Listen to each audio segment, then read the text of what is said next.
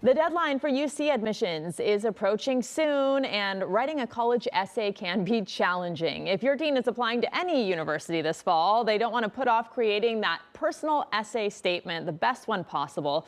And Dr. Cynthia Colón is a former college admissions officer at Vassar College and the author of Be Committed, Get Admitted, a great title. And she is here now with how to avoid some of the pitfalls writing that college essay. Good morning. You know, I have a high school freshman, so I was like, I need to ask you all the questions.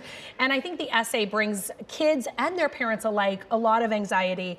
And you say the essays are less about accomplishments and accolades, more about your personality, which can be hard to put into an essay.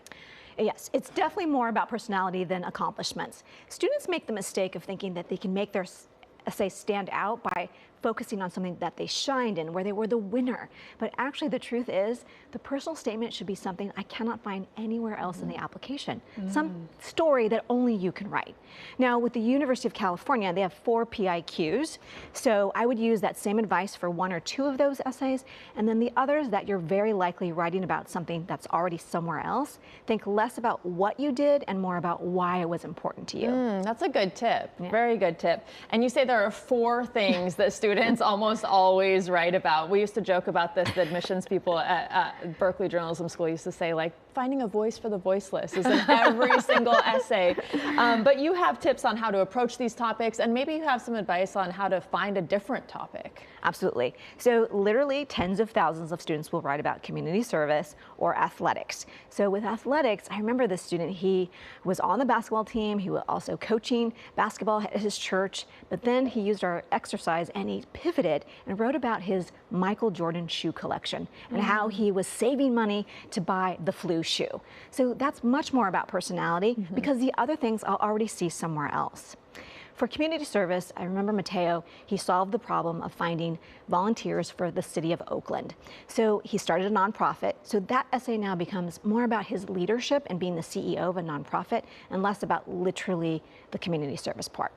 And I want to pivot a little bit and ask you about that, because that is something I heard. You know, it was all about like start a nonprofit, volunteer. But then I was hearing that a lot of college admissions also view volunteerism as really privileged, right? Because if you can afford to do something and not be paid and spend all this time. And so now I'm hearing there's like a real shift to get kids to actually work, like be in the workforce. I love this question. Christine, okay, you're like my speaking jam. your language. I'm speaking my language. So when I work with my clients, I say, like, there's no need to go to Costa Rica or somewhere else that you're paying to go do work. There's plenty to do here in Los Angeles, right? Or whatever your city is. So think about that, number one. Number two, work experience is, there's gold, life lessons, skills that are going to be valuable for you to have in college. So when you can, again, right, it's not about what you're doing for those 4 years. It's about how you're going to be able to share those stories, right? Interested students become interesting applicants. So having a job is going to pay dividends. Even just a summer job? Absolutely. Okay. And, you know, it's an interesting time with the Supreme Court ruling on affirmative action. So it seems to me, I don't know, but it would seem that the essay would be a good chance to get challenges that you faced in life, maybe due to racism, or maybe due to poverty or whatever, to put those in the essay and show what you can overcome, right? In my TED Talk, I talk a lot about we can only judge you based on what you decide to put in those essays. That's the only thing I can admit you or deny you on. So what you put in there gets reviewed, what's omitted doesn't get reviewed. So thinking about life challenges, you want to think about making sure that you're still the star of the show. Whether you're writing about people who you've admired or life obstacles, you want to think, okay, this one young woman lost her mom, and she wrote about the pain of that. And then in draft 4, she finally, in draft 4, she finally wrote about teaching her younger brother how to cook pizza in the oven. Now I understand who she's become since that event.